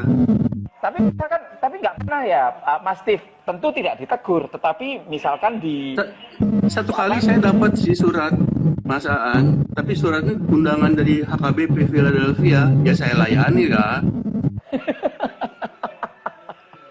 Kan HKBP Philadelphia yang undang, bukan Yasmin. Iya. Tapi kan Sinode kan juga ngerti ya Mas, kalau misalkan Mas Steve itu beberapa kali kalau tidak salah itu ikut melayani di seberang istana di GKI untuk GKI Yasmin. Ya, iyalah adalah sekitar 30 kali mungkin Mas. Nggak pernah dapat. Kalau surat sih nggak pasti ya. Tapi WA pasti janganlah, atau sebenarnya dibiarkan begitu saja Mas. Mungkin nomor HP saya hilang di Sinode. Oh gitu ya. Iya. Mas Aan itu ada akun Pak Purnawan Kristanto itu, beliau mengkonfirmasi ada pendeta yang ditegur setelah melayani GKI Yasmin. Oh Mas Wawan ini kalau nggak salah GKI Jago, GKI Astagfirullahaladzim, Klaten. Nah, Klaten itu teman Gus Durian dan orang GKI itu, GKI. Nah terus Mas Aan itu juga ada akunnya Ibu Pendeta Tabita. Mbak Tabita gimana? Ibu Pendeta Tabita bilang, Ibu Pendeta Tabita nulis di situ, saya dari Jateng, tidak terjangkau untuk diintimidasi, kata Ibu Pendeta. Wah, keren Mbak Tabita. Kejauhan. Halo Ibu Pendeta Tabita, terima kasih Ibu Pendeta Tabita, terima kasih Pak Wawan. Jateng kayaknya solid. Wah, enggak ya. Aku nggak tahu Jatim seperti apa. Tapi yang ingin aku katakan begini, karena ini sudah lebih dari 1 jam, mungkin kita punya waktu 15 menit. Ya, kita udah mau di ujung nih, Mas Aan perlu kasih tausiah juga nih. Nah, ini nggak mau nanti tausiahnya belakangan. Tapi begini, what next, Bona? Ini genderang perang itu sudah sudah dikibarkan oleh Pemkot dan juga Sinode. Kalau bukan perang itu artinya bahwa ini adalah keputusan dan kita tidak akan bisa mundur. Yang ingin aku lakukan, yang ingin aku tanyakan adalah teman-teman yang merasa aspirasinya tidak terwadahi di situ, kamu dan teman-teman. Apakah misalkan teman-teman masih akan terus menggelar aksi di istana, plus misalkan terus kemudian menggugat itu publik juga butuh ingin tahu, atau jangan-jangan kalian tidak melakukan apapun dan kemudian menyerah seperti itu. Gimana, Bon? Apa yang akan kamu lakukan? Ya, itu sekalian Mbak Reni sudah menuliskan itu memang juga ada yang membatalkan pelayanannya karena dikirimi surat katanya.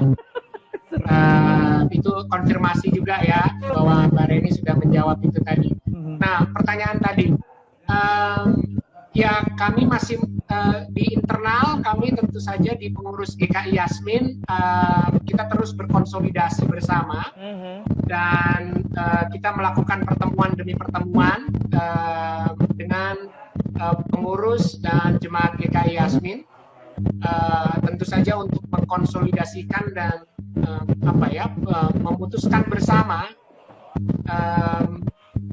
bahwa kita memang akan terus melangkah. Jadi yang paling esensial di sini adalah kita akan terus melangkah. Itu adalah sikap dari pengurus Yasmin bahwa kita itu sejak awal bukan sekedar mau gedung tempat ibadah.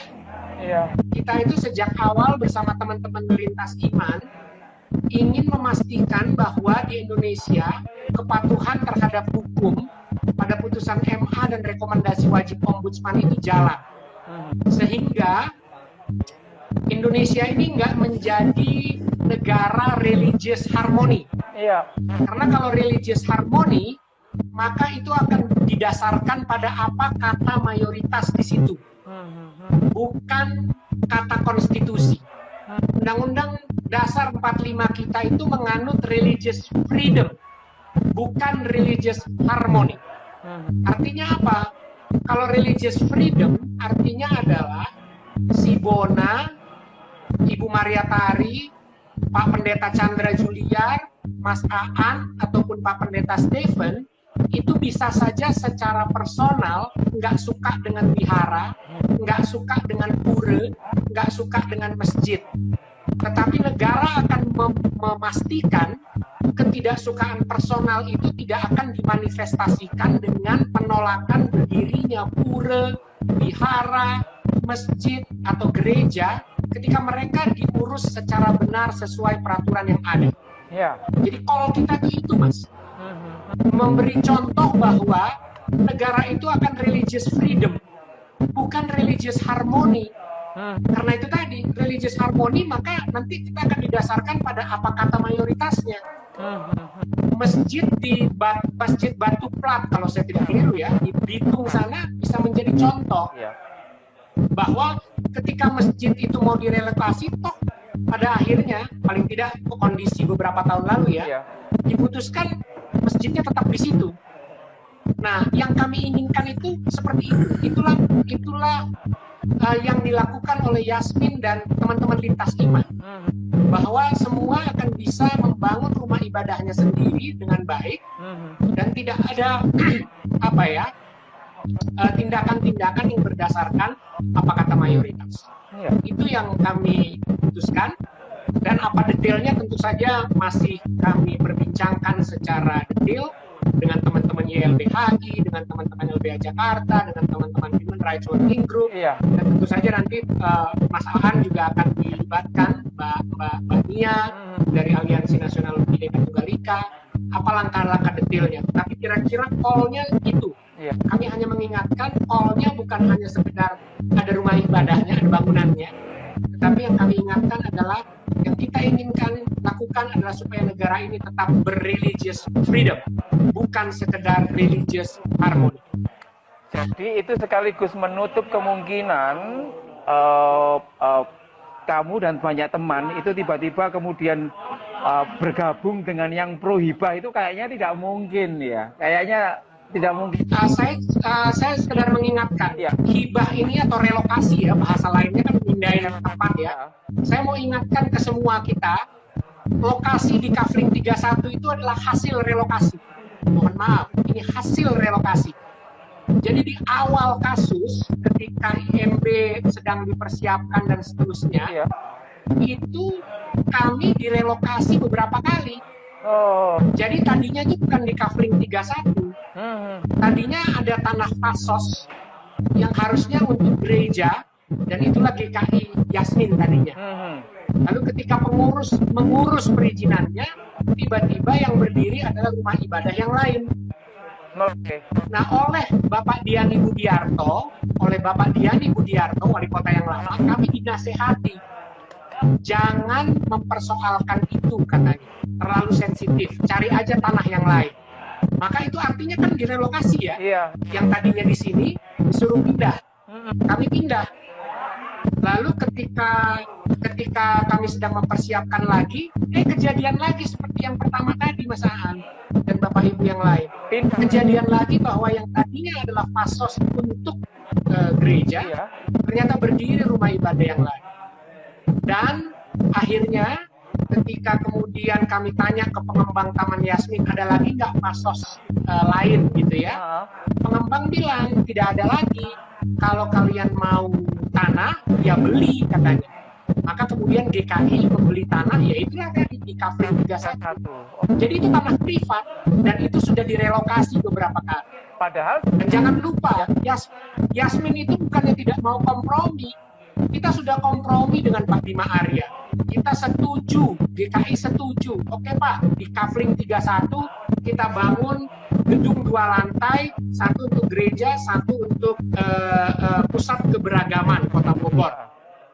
Tadinya itu usulannya Pak Bima sendiri loh, kami setuju. Nah tapi tiba-tiba Pak Bima sendiri yang berubah, lalu Pak Bima bilang, udah jangan 2 lantai begitu, berbagi aja deh.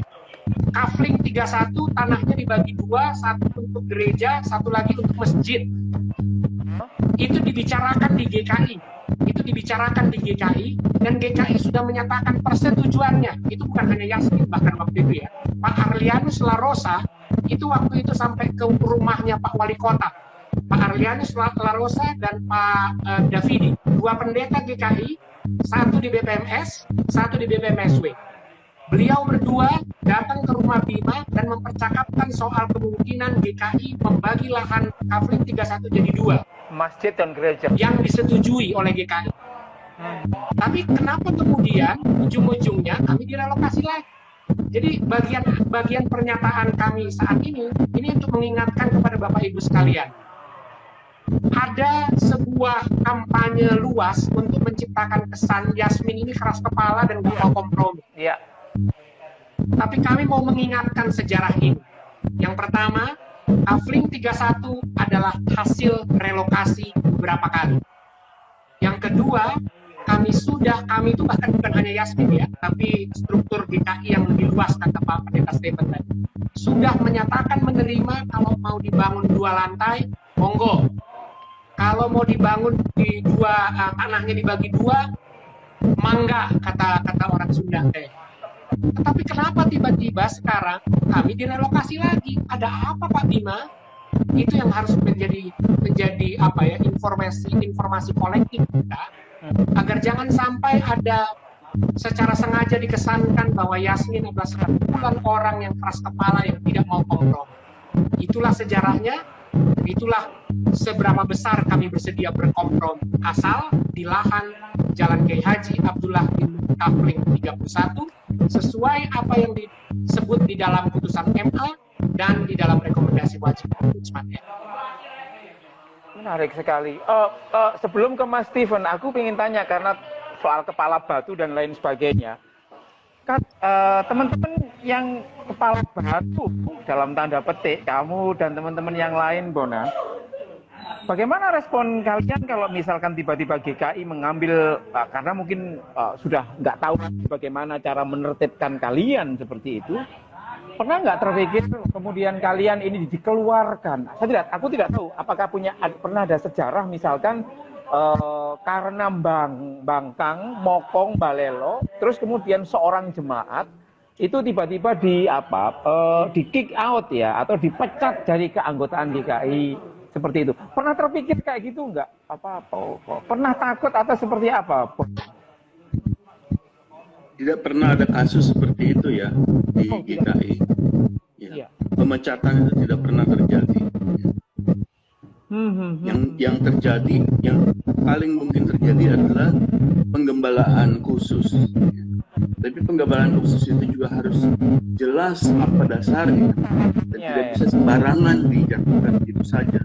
Sebab ini harus jelas terkait dengan pelanggaran tata gereja, hukum-hukum gereja. Harus jelas di situ ada terjadi pelanggaran tersebut. Dan Kalau yang tidak ada, dan kawan-kawan bukan pelanggaran terhadap tagar dan talak GKI ya Mas ya? saya kira tidak ada pelanggaran itu terjadi. Kan justru malah GKI Yasmin justru menaati keputusan sidang sinode yang tahun 2014 itu. Jadi harusnya yang digembalakan khusus itu adalah BPMS dan gitu kan Mas maksudnya? Ya begitu. Wah bisa ngawur ini nanti teman-teman sekalian. Aduh Mas Mas Steve, kira-kira pertandingan ini kalau memang ini dianggap sebagai pertandingan ya, nanti endingnya kayak apa ini Mas? BPM. Saya belum bisa membayangkan bagaimana ya, karena kita menghadapi kelompok-kelompok yang memutarbalikkan fakta dan undang-undang seenaknya. Jadi mungkin kalau saya nggak tahu ya Bang Bona, kalau kita ajukan ke PT UN ini bisa nggak kira-kira gitu ya, mengadukan wali kota ke PT UN karena dia melanggar undang-undang negara, tidak mentaati putusan itu. Memungkinkan nggak Bona? Betul. Kita sedang mengkaji semua kemungkinan hukum ya, baik itu pidananya, perdatanya, ataupun misalnya ada lagi kasus tata usaha negaranya, kita sedang pelajari. Pak Jayadi Damanik, salah seorang pengurus juga, beliau sedang mendalami itu bersama teman-teman YLBHI dan LBH Jakarta. Jadi semua kemungkinan itu masih kita coba pelajari dan kita akan lihat seperti apa nanti kita bisa melangkah bersama dengan teman-teman lintas ini. Menarik, tapi tidak ada satu opsi pun untuk menuntut sinode kalian gitu. Nggak ada ya, nggak perlu itu ya. Makin keruh. Karena ini tadi seperti pesan saya pertama. Iya. Jadi ini privilege teman-teman yang hadir di sini bisa mendengar bagaimana internal GKI. Tapi saya sekalian mau mengingatkan yang harus digugat ini adalah memang negara. Betul. Karena semua kekacauan ini karena ketidakmampuan mereka negara, kegagalan negara untuk melaksanakan putusan yang mereka buat sendiri melalui Mahkamah Agung dan melalui Ombudsman Republik Indonesia. Kalau saja mereka langsung cepat melaksanakan putusan-putusan tersebut, maka harusnya tidak sampai 15 tahun. Gitu. Jadi yang paling gampang gini aja lah. Putusan MA dan Ombudsman itu paling gampang dilihat apakah tanah di Kafling 31 itu sudah dipakai untuk beribadah atau belum. Sepanjang itu belum dipakai untuk peribadatan, apalagi kalau sampai dijual, maka kemudian itu berarti bahwa belum ada pelaksanaan putusan MA dan rekomendasi wajib ombudsmannya. Itu yang paling gampang yang untuk nilai. Dan di titik itu kita bergerak untuk memperjuangkan putusan MA itu dan juga rekomendasi wajib ombudsman ini. Menarik sekali itu. Itu pesan yang menurut saya sangat clear bagi kita semuanya. Halo, terima kasih. Kok aku terlempar lagi ya? Duh, banyak cobaan kayak GKI Yasmin. Oke, mungkin aku ingin mendengar tadi kita sudah mendengar banyak sekali dari perspektifnya Bona dan juga Mas Steve seperti itu. Tapi bolehlah ada satu closing statement misalkan apa yang ingin tadi pesannya untuk Pak Wali Kota sudah sangat jelas misalkan seperti itu. Tetapi Bona adakah yang ingin disampaikan kepada dipertegas lagi pesannya untuk teman-teman sinode atau pihak yang lain misalkan seperti itu. Dimulai dari Bona dulu terus kemudian Mas Steve. Silakan Bona, sebelum nanti aku akan tutup ya. Ya, 15 tahun itu lama banget ya, Mas Aan. Iya.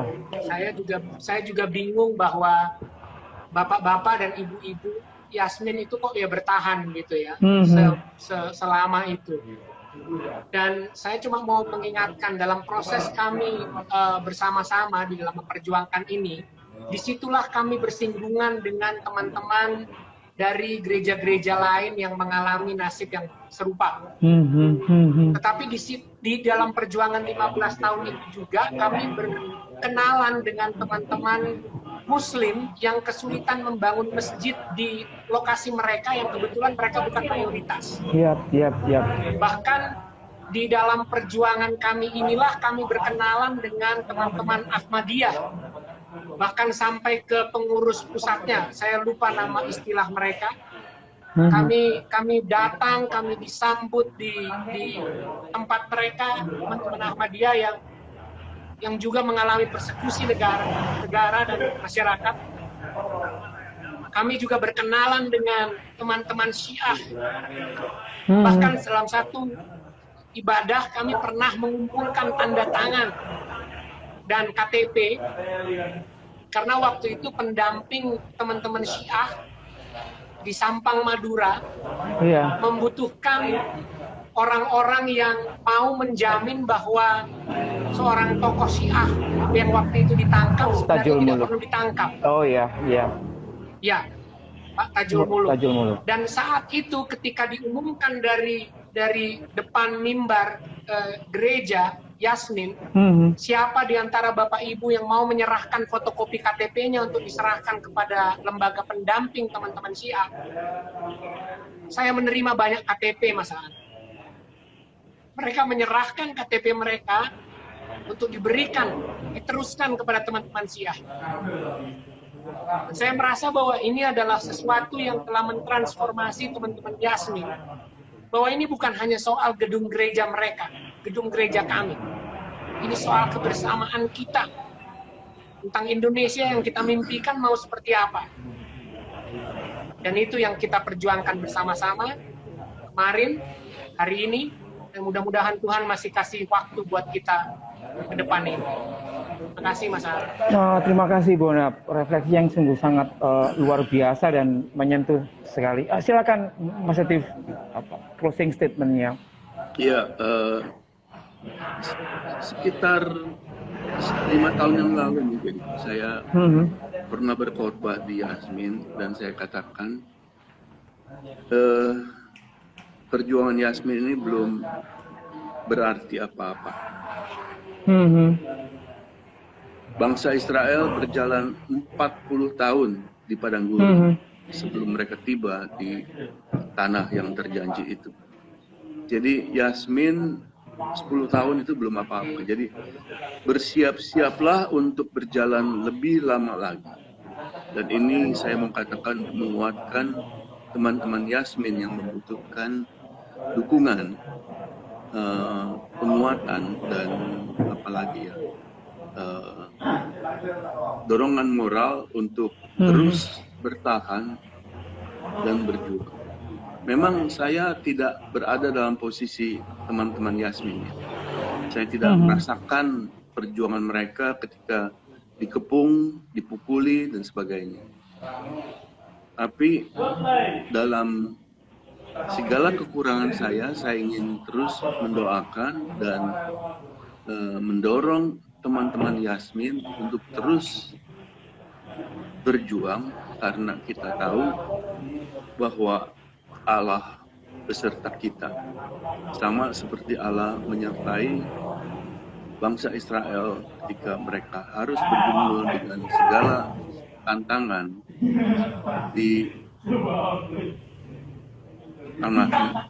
di gurun pasir selama 40 tahun.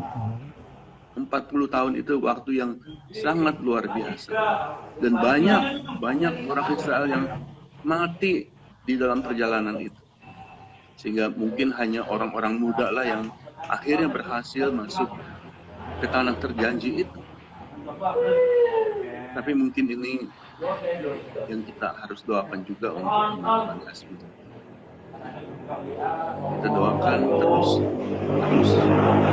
berjuang dan bertahan. Begitu Bang Bona, untuk teman-teman. Terima kasih Pendeta Steve dan Mas Bona atas refleksi yang sangat luar biasa. Semua orang yang melihat ini akan tahu, dan semua orang sepanjang rekaman ini masih tersimpan di IG akan bisa menjadi saksi bahwa apa yang kita omongkan ini adalah sesuatu yang kita yakini kebenarannya. Saya sendiri belajar banyak sebagai orang Islam menyangkut soal bagaimana menjaga integritas, bagaimana membuktikan spiritualitas itu sendiri. Ada sekelompok orang yang cenderung mengambil untung ketika sesuatu itu ada di hadapannya dan tidak berpikir tentang sesuatu yang lebih jauh. Tetapi dari apa yang tadi disampaikan oleh Bona dan teman-teman GKI Yasmin, saya melihat spiritualitas dan juga integritas dalam beragama yang Pancasilais itu visioner. Tidak hanya yang penting aku dapat tanah bergereja dan kemudian nyaman beribadah, tetapi ada mimpi yang ingin dicapai bersama menyangkut soal visi soal keindonesiaan itu. Untuk apa punya gereja tapi kemudian kita mengangkangi hukum, tidak tunduk pada hukum, dan itu juga akan membuka peluang bagi kita untuk berperilaku tidak baik karena banyak sekali hal yang cacat hukum itu sendiri. Yang ingin saya katakan, saya setuju kepada Mas Steve bahwa nampaknya kita tengah diuji. Siapapun yang ada di Indonesia ini tengah diuji. Apakah kita akan sabar sebagaimana bangsa Israel yang di padang gurun 40 tahun itu. Tapi saya ingin mengatakan, saya sangat senang dan merasa terhormat sekali bisa bersama dengan teman-teman GKI Yasmin untuk memperjuangkan apa yang menjadi visi keindonesiaannya dan visi kekristenannya yang itu barangkali tidak cukup atau belum dipahami oleh banyak orang. Mas Bona, terima kasih ya telah bergabung dengan kami. Mas Steve sudah live duluan saya kira, dan saya berharap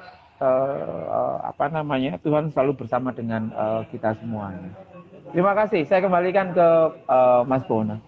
Thank you. Terima kasih Mas Aan. Pak Pendeta Stephen belum live sih, tapi Iya. terlempar aja tadi. Iya, terlempar tadi.